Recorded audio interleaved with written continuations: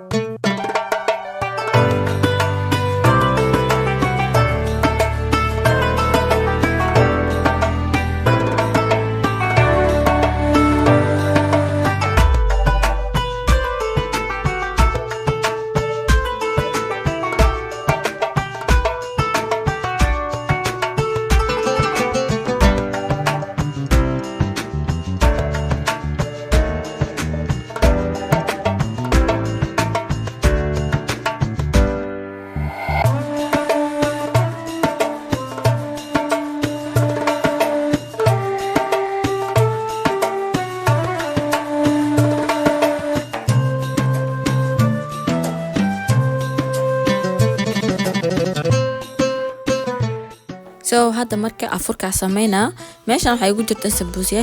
sambuusyaasheedii ma badno waxa sameeys 6 xabo oo maleena because waxa ugu talgalay 3 xabo oo marka laba harun iyo halani mise adil cala dadno imaadaan soo marka 3 xabo soo bixina soo maanta afurkeena wax waaye waska fudud iyo malay iyo kuskus waaye iyo 3 sambuus marka